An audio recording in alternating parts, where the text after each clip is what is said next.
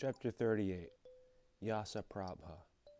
Then the Bhagavan said to the youth Chandraprabha, "Therefore, young man, Bodhisattva Mahasattvas who wish for these and countless other wonderful and marvelous Bodhisattva qualities and wish to attain quickly the highest complete enlightenment of perfect Buddhahood, should hear this revealed equality of the nature of all phenomena Samadhi, and obtain it, understand it, preserve it, recite it to others, promote it, proclaim it, chant it, meditate on it with unadulterated meditation, promulgate it, and make it widely known to others. They should meditate on the strength of patience, rely on patience, and promulgate patience. They should be dedicated to the Dharma, long for the Dharma, possess the Dharma, engage in the Dharma in a way that accords with the Dharma, and apply themselves to making offerings to the Buddhas. They should apply themselves to 3 points. What are the 3 points? They are ending the kleshas, mastering merit, and generating the roots of goodness out of longing for the wisdom of the Buddhas, and not out of desire for reaching worldly happiness. Apply yourself to those 3 points. Thereupon the Bhagavan, to explain what this meant, related an account of the past by chanting the following extensive verses to the youth Chandraprabha. Young man, listen to me as I tell you how I practiced for thousands of aeons, seeking this sublime, excellent samadhi. I made offerings to hundreds of thousands of Buddhas. In that way, after countless aeons had passed, as numerous as the grains of sand in 100 worlds, when such a number had passed by, there appeared a Jina named Ganasvara. There were no fewer than 600 billion in the Sangha of that Jina. All were without outflows, their kleshas had come to an end. They had dhyana and were established in the 8 liberations. At that time the entire surface of the earth was pleasant and had good harvests and no disorder. All the people were joyful and happy, and the happiness of humanity was widespread. Everyone possessed the strength of merit. They were attractive and beloved. All were rich and possessed much wealth, and physically they experienced divine pleasures. They were gentle with good discipline and few kleshas. They enjoyed the strength of patience and had good features. They were like devas within the paradises. They possessed the qualities of correct conduct and understanding. At that time there was a sovereign, a king named Varupuspasa. He had no fewer than 500 sons, all endowed with mindfulness and realization. That king and his sons offered to the Jina, to that compassionate one, 600,000 parks, all beautified by flowers and fruits, and 100,000 various parks with thousands of walkways, seats, and beds, and with 1,000,000,000 dharma robes spread on the ground where they walked and sat. Thus the king, with great faith, presented to that Shugata in many thousands of ways whatever renunciants would enjoy. That king, who followed the path of the 10 good actions, came to see the guide, accompanied by 100,000 trillion beings. Holding flowers, perfumes, and incense, parasols, banners, and musical instruments, he made offerings to that Jina, and with his hands in homage sat before him. The thousands of bhikshus were pleased, as were the devas, humans, asuras, and yakshas, wondering, the Jina to whom these offerings were made, will he give a prophecy? Will this lord of humans teach the Dharma? The self-arisen one knew their thoughts, and knew the king's supreme motivation, that his aspiration was to the further shore, and therefore taught him the samadhi of peace. When the Shugata's voice came forth, the earth and its forests shook. A rain of flowers fell from the sky, and hundreds of lotuses appeared out of the ground. The teacher had trained in the words and their meaning, and the guide, knowing the king's thoughts, gave a prophecy. That lord of men taught the samadhi of peace. Listen to these words and their meaning. All existences are non-existent. They are concepts. They are insubstantial. They are like mirages and illusions. They are like lightning and clouds, unstable and empty. All are without a self, without a being, without a soul. Primordially empty phenomena do not come. They have not come, they are not present, and they have no location. They are always without essence. They have the nature of an illusion. They are all pure, completely pure, like space. They are neither blue, nor yellow, nor white. Those are just names, vacuous with a nature that is just sound. They are devoid of mind. Their nature is not mind. They are momentary and are devoid of sound. Words do not go anywhere if spoken. Words are not diminished if not spoken. Words do not go in any direction. Words do not come from anywhere.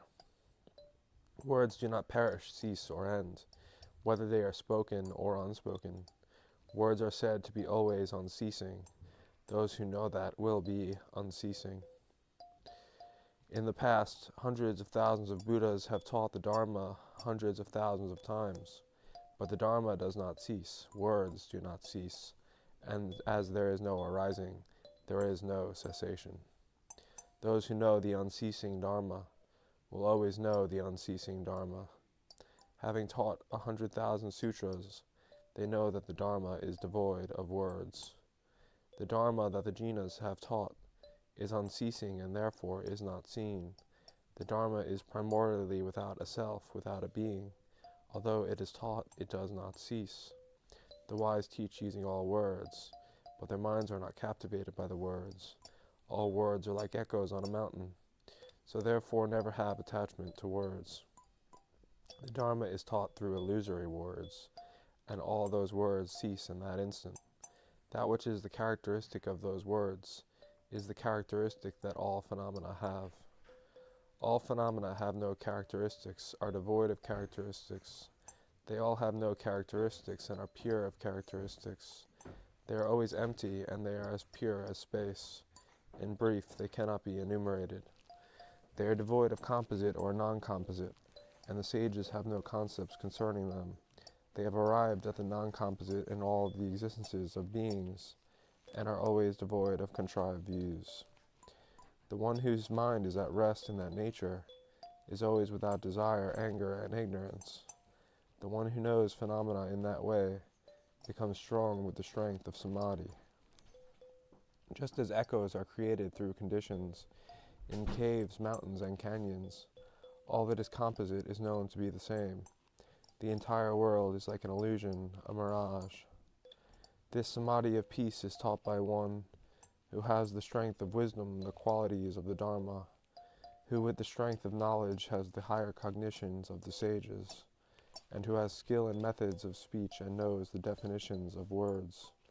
The appellations that are spoken are merely appellations. Within samsara there is no end to be found. That which was in the past is devoid of characteristics, and one should be certain that the future is the same. Through engaging in creating karma, there will be the best and the worst, knowing that all things are always empty, empty by nature, and that all things are without a self. The jina thus teaches the relative dharma. Regard the composite and non-composite in that way. There truly is no self and no human. That is the characteristic of all beings. Good and bad karma are indestructible. Whatever I have created, I will have to experience. The result of one's actions cannot be transferred to others. Nothing is experienced without a cause. All existences are illusory and powerless, as insubstantial and insignificant as foam. They are always empty like illusions and mirages. They are taught through words, but are devoid of them. Understand in that way without having pride. Have correct conduct, but without attachment. With the power of patience, have no conceptualization, and, practicing that way, rest in equanimity. The king understood the Dharma that was taught by the jina. When the king had heard this Dharma from the jina, together with his entourage, he took up the training. The king, having heard this Samadhi, joyous and happy, said these words, "This Samadhi you have taught is excellent, and I bow to your feet."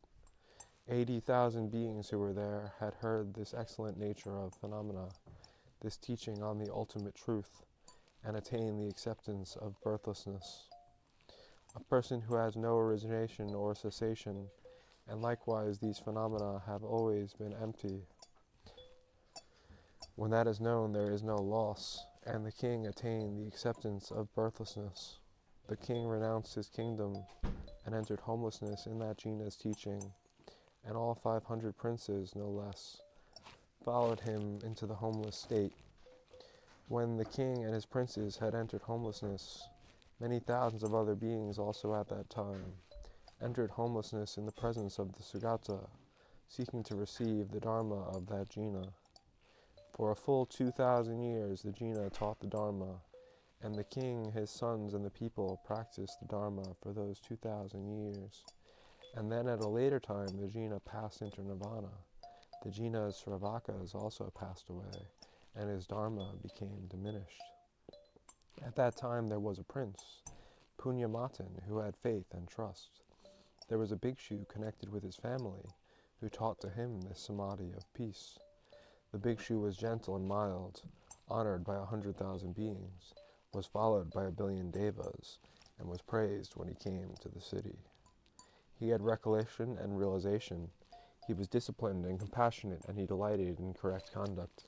His lovely voice was not harsh but gentle, and he had attained the power of knowledge of the sensory constituents. That bhikshu was named Yasaprabha. He received 1,000,000,000 dharma robes. Unable to endure the strength of his merit, 1,000 monks became jealous of him. He had the strength of merit and the strength of body, the strength of wisdom and the strength of miracles, the strength of correct conduct, the strength of samadhi, and the strength of the Dharma, and therefore was a superior bhikshu. He delighted and was beloved by the people. Bhikshus, upasakas, and bhikshunis, those beings who had faith in the Jina's teaching, made offerings to him and honored him. The one who was the king's son was there, Punyamatan, who had constant faith and trust. When he knew that many bhikshus had wickedness in mind, he became a protector for his teacher. 500,000 people, armored and holding swords and clubs, constantly surrounded the bhikshu, who taught the conduct that is endlessly correct. He taught to his followers the Dharma, that phenomena are empty with no self and no soul. Those who were fixated on objects and were attached to a self did not approve of the bhikshu's teaching. Those bhikshus rose up and took up weapons, as they did not approve of emptiness and peace. They said, "What this bhikshu is teaching is not the Dharma. It will be meritorious if we kill him." The bhikshu was not afraid when he saw their weapons. He was aware of the emptiness of phenomena, that there was no being or man there to be killed, that these phenomena were as insubstantial as plaster. The bhikshu placed his hands together upon his head and spoke these words of homage to the jinas.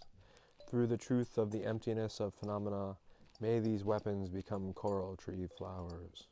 He possessed the conduct and discipline of the sage, and as soon as he spoke those words and no others, the earth and its forest shook, and the weapons became coral tree flowers. At that time, the bhikshus who believed in objective reality and who were holding weapons became ill-shaped in body. They could not approach any nearer and became frightened and greatly amazed.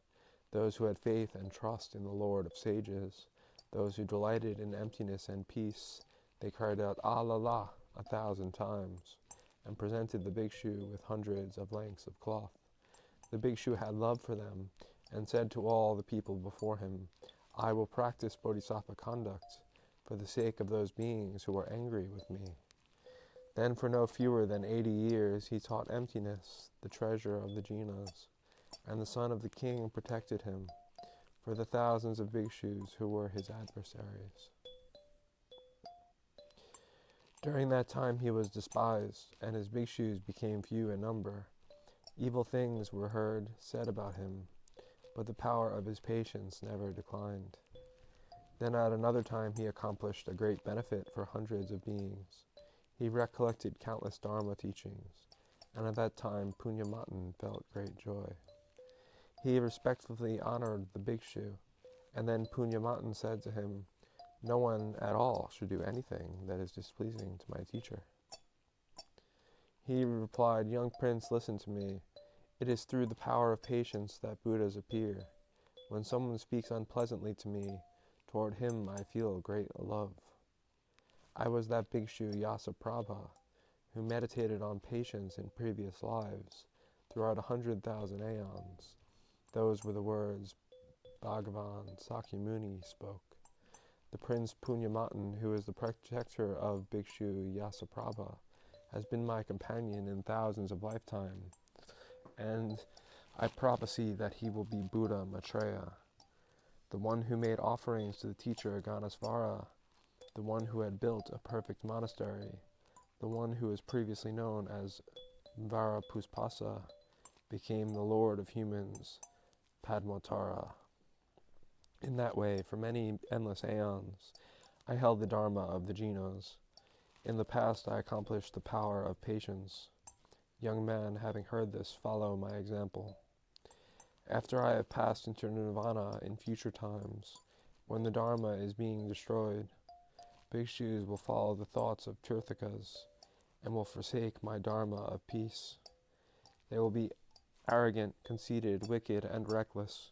They will associate with sinners and be greedy for food. They will be attached to their robes and alms bowls, greedy for cloth, and be devoted to acquisition and forsake the Dharma. They will be aggressive, fierce, and ungrateful.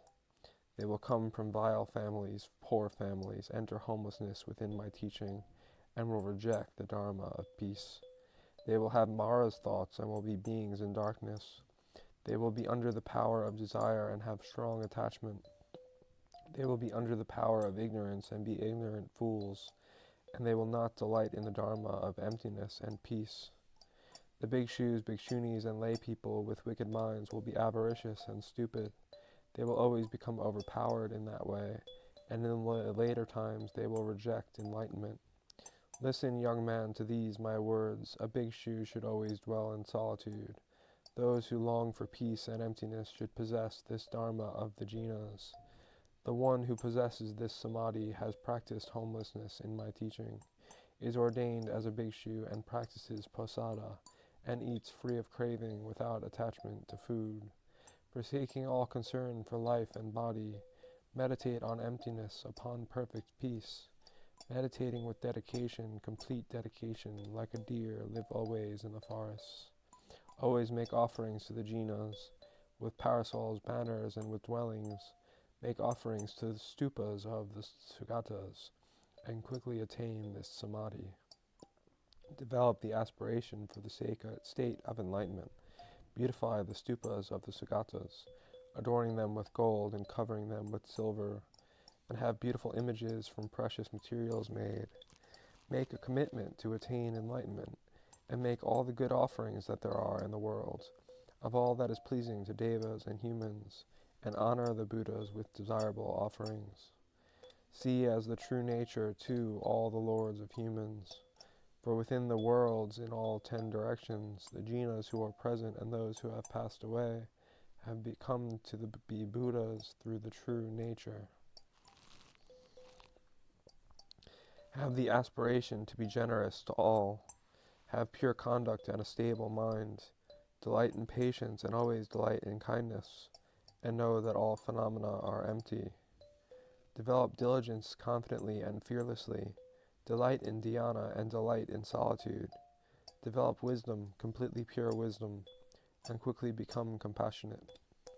Always pacify desire through contemplating ugliness. Overcome anger with the power of patience. Overcome ignorance with the power of wisdom, and attain the enlightenment praised by the jinas. The body has no essence, it is like foam. It creates suffering and is putrid and foul-smelling. Know all aggregates to be insubstantial, and quickly attain the highest wisdom. Never hold views that give rise to bad actions, that there is a self, an individual, and a soul. Know that all phenomena are empty, and quickly reach the highest enlightenment. Never have yearning for possessions. Do not be distressed if you do not obtain alms. Be unmoved by praise or blame, and be as unshakable as Mount Meru. With veneration seek the Dharma. Having heard it, then become that. Maintain the conduct of the jinas, and quickly go to the realm of Sukhavati. Be even-minded toward all beings. Do not have likes or dislikes in your mind. Do not long for gain and fame, and quickly become a Buddha, a lord of sages. Always describe the qualities of the Buddhas correctly through their definitions, so that the beings who hear about the qualities will have faith, and you cause them to aspire to the qualities of a Buddha. Always venerate your teacher, your parents, and similarly all beings. Do not fall into the power of pride, and attain the 32 signs of a great being. Avoid all crowds without exception, and always delight in solitude. Always be pleasant, disciplined, and peaceful. Be beneficial for yourself and beneficial to other beings. Cultivate kindness and compassion. Always aspire to rejoicing and equanimity. Always follow the teaching of the Jinas, and quickly become one who benefits the world. Never gain wicked friends. Have friends who are noble. Those who long for emptiness and peace are established in the path to supreme enlightenment. Do not train on the level of the Sravakas, and do not delight in their practice.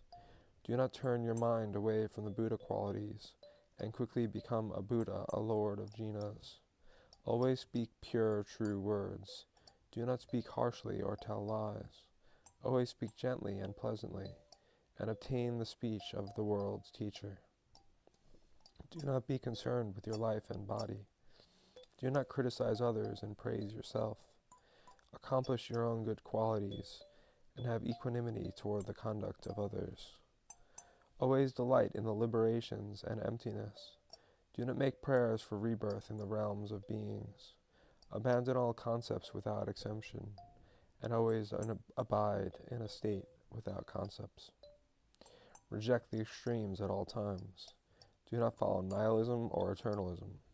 Always know that everything is dependent, and in that way become such a teacher. Reject delighting in the pleasures of desires. Reject the stains of rigid anger. Reject all the darkness of ignorance, and become a lion among men, delighting in peace. Always see that the permanent is impermanent. Be liberated from the happiness and suffering of all existences. See that self and purity are non-self and impure. Meditate and become a lord of men. The Jinas, the lamps for the world, taught whatever dharma would be beneficial. They defeated the armies of the Maras and attained the supreme, highest enlightenment. I have taught the good qualities that there are, and described hundreds of faults. Reject the faults and practice the qualities. Then, young man, in this life you will become a Buddha. Conclusion of the 38th chapter, Yasaprabha.